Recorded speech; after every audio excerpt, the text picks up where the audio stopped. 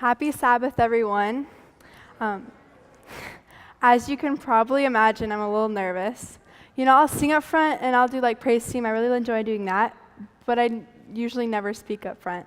I'll usually leave that to my mom.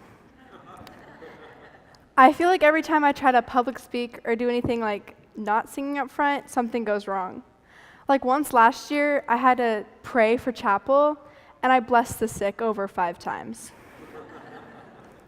Today, I'm going to talk to you guys a little bit about friendship. When I was in 4th grade, I moved to California. And my class consisted of 4 girls and 16 guys. And so I didn't have that many friends. I had one really good friend. Her name was Addison. Addison had a best friend named Emma, and they had been best friends since birth. Emma really didn't like me that much because she thought I might have been like trying to steal Addison away, or, I didn't like her.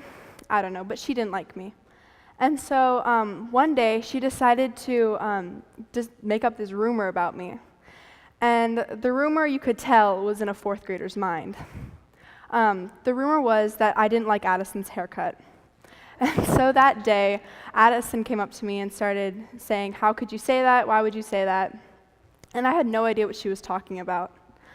I was like, okay. And so I just went on with my day, and I just didn't really think that much of it. And then it came to PE.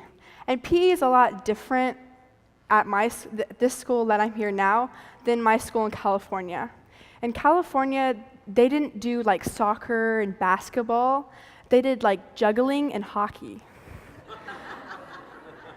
And so we finished our little juggling circuit and like our hockey circuit, and then we went and just kind of had recess.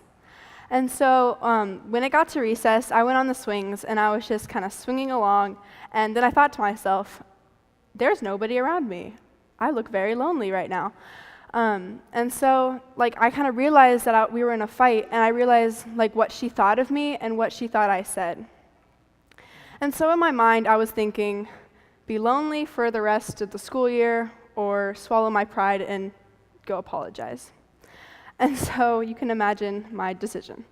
I swallowed my pride, and I went to go apologize to her, even though I knew I didn't do anything wrong, but people didn't know that. People actually thought I said that. And so I went up to her and I just said, "I'm sorry if you thought I said that. I'm sorry if something made you feel like that." But what she said to me was, "I knew you never said that. I just wanted to know if you'd say sorry."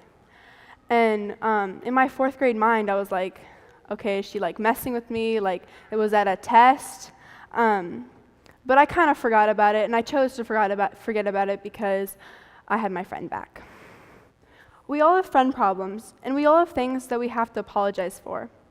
We all have to humble ourselves for something in our lives. Even Jesus had to humble himself. In John, we read that he washed his disciples' feet. That was the job of a servant. And even though Jesus was perfect and had nothing wrong in his whole life, he still humbled himself and washed the disciples' feet, even though the disciples should have been washing his feet. Jesus himself explained, "Do you know what I have done for you?" He continued. "If I, although Lord and teacher, washed your feet, you also ought to wash the feet of one another. For I have set a pattern for you, that just as I did to you, you should do also." And with this humble act, Jesus taught his apostles a lesson that they would not forget, and that would encourage them to be humble later on. God calls us to be humble, especially in our friendships. You see, I had to learn this the hard way, trust me. But I have learned that to have a good and healthy relationship or friendship, you have to be able to humble yourself enough to admit when you're wrong. My best friends are amazing, strong, and awesome people, but with that comes with a little pride. And all of my best friends and me are the same way, that we have that little shred of pride. So you can imagine the group chat when one of us is mad. But that is what I love about them, because as a group, if one of us is mad and one of us is angry at one another, we will apologize for that, even if we don't know what we did, because we want to be there for each other and make sure that everyone's feeling okay. The secret to having a good friendship is humility. So now what do? I know that you might think, oh, that was a good sermon. They did a good job. That was a good thought. I should remember that. But then in the next hour, you'll be like, did they even preach? What did they preach on?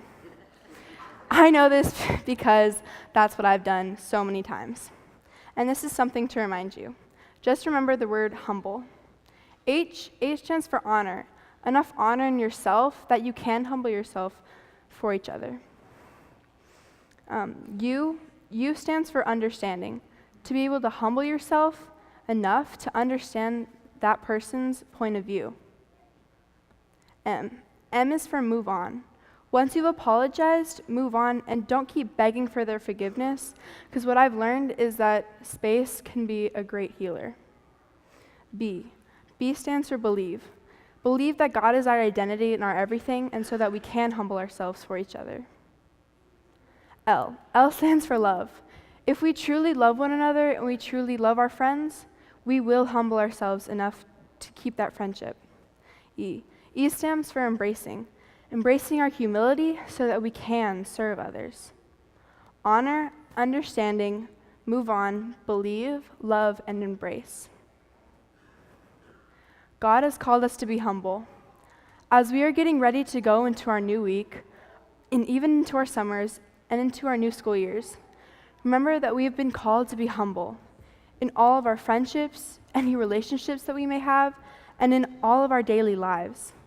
And the best news of all is that Jesus isn't just here to teach us and tell us to be humble, he's here to guide us every step of the way.